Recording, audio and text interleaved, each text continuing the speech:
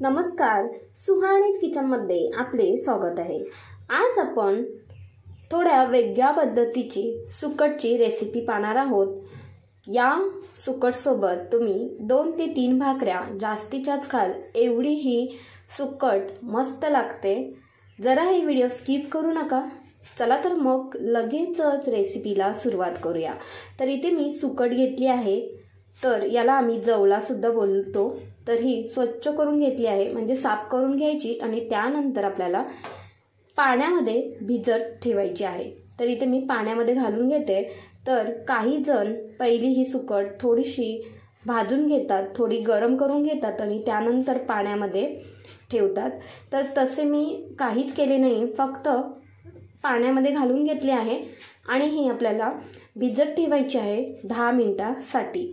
सुकट व्यवस्थित भिजत आहे तोपर्यंत लगेचच आपल्याला पुढची तयारी करून घ्यायची आहे। तर त्यासाठी गॅसवरती एक भांडे गरम करायला ठेवले आहे।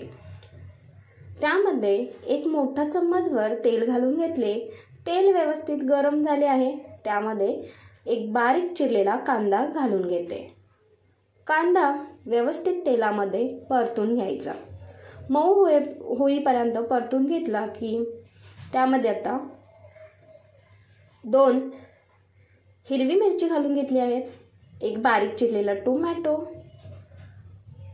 आणि हे व्यवस्थित चम्मचने परतून घ्यायचे। कांदा टोमॅटो व्यवस्थित परतून घ्यायचा मऊ होईपर्यंत आणि ही सुकट मस्त अशी चवीला लागते। अगदी सकाळच्या घाई गडबडीमध्ये तुम्हाला टिफिनला सुद्धा बनवून द्यायची असेल तरी सुद्धा बनवून देऊ शकता। व्यवस्थित परतून घेतल्यानंतर 5 ते 6 कढीपत्त्याची पाने घालून घेतली आहेत आणि परतला हे एकजीव करून घ्यायचे। तर या सुकट सोबत तुम्ही भाकरी खाऊ शकता, तसेच चपाती खाऊ शकता। व्यवस्थित परतून घेतल्यानंतर पाव चम्मचभर हळद, अर्धा चम्मचभर तिखट, अर्धा चम्मचभर बेडगी मिरचीचे तिखट, त्याने रंग खूप मस्त येतो। 3 ते 4 कोकम घालून घेतले आहेत आणि हे व्यवस्थित परतला मिक्स करून घ्यायचे। मसाले सर्व व्यवस्थित मसाले मिक्स करून घेतल्यानंतर यामध्ये सुकट घालून घ्यायचे। तर सुकटमधले सर्व पाणी काढून घेतले आहे आणि सुकट घालून घ्यायचे। चवीनुसार मीठ घालून घ्यायचे। मीठ थोडेसे कमीच घालायचे, कारण सुकटमध्ये सुद्धा थोडेसे मीठ असते, कारण खारट असतं सुकट। तर थोडेसे मीठ कमी घालून घ्यायचे आणि हे व्यवस्थित एकजीव करून घ्यायचे। व्यवस्थित एकजीव करून घेतल्यानंतर यावरती 5 मिनिटांसाठी झाकण ठेवून घेते। 5 मिनिटांनंतर झाकण काढून घेते।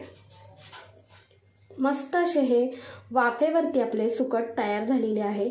अगदी झटपट ही रेसिपी तयार होते। तर आपले हे सुकट मस्त असे तयार झालेले आहे। तर आमच्याकडे जवला बोलले जाते, तुमच्याकडे काय बोलले जाते ते सुद्धा मला कमेंटमध्ये नक्की कळवा। तर आपला इथे मस्त असा झणझणीत जवळा तयार झालेला आहे। थोडीशी कोथिंबीर घालून घेते आणि परतला चम्मचने हे एकजीव करून घ्यायचे। खरंच या जवळ्यासोबत तुम्ही 2 ते 3 भाकऱ्याच काय, त्यापेक्षा सुद्धा तुम्ही जास्तीच्या भाकऱ्या खाऊ शकता। एवढे हे सुकट चवीला भन्नाटच लागते।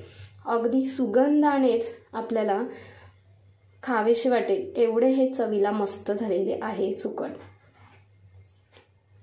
तर आता एका प्लेटमध्ये ते मी सर्व करून घेतले आहे।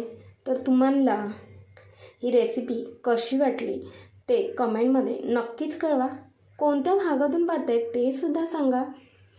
रेसिपी आवडली असेल तर एक लाईक करा, शेअर करा आणि सुहाणीज किचनला सबस्क्राईब करायला जरा सुद्धा विसरू नका। धन्यवाद।